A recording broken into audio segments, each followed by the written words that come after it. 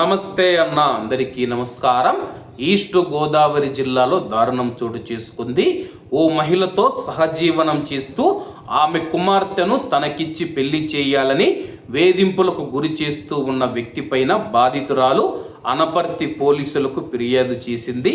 అనపర్తి మండలంలోని ఒక గ్రామానికి చెందిన వివాహిత భర్త 2016లో చనిపోయాడు.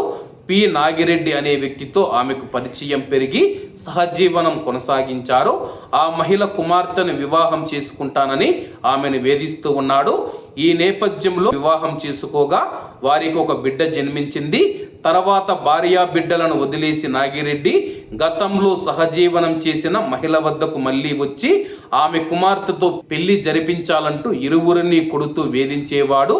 దీంతో పోలీస్ స్టేషన్లో ఫిర్యాదు చేశానని, స్టేషన్ వద్ద నాగిరెడ్డి తల్లి తన కుమార్తె పైన దాడి చేసి తీవ్రంగా కొట్టిందని వాపోయింది. అపస్మారక స్థితిలో ఉన్న కుమార్తెను అనపర్తి ప్రభుత్వ ఏరియా ఆసుపత్రిలో చేర్పించానని ఆ యొక్క మహిళ తెలిపింది.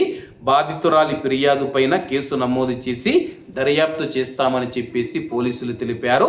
ప్రస్తుతం ఉన్న కాలంలో మనం చూసుకుంటే వివాహేతర సంబంధాలు కావచ్చు, సహజీవనం కావచ్చు, ఇటువంటివి చేయడం వల్ల ఆ యొక్క దుర్మార్గుడు మనం చూసుకుంటే వాళ్ళ యొక్క కూతుర్ని పెళ్లి చేసుకుంటాననే స్థితికైతే రావడం జరిగింది. కాబట్టి మహిళలు జాగ్రత్తగా ఉండాలని కోరుకుంటూ అందరూ బాగుండాలి, అందులో మనం ఉండాలి. అందరికీ నమస్తే అన్న, జై హింద్.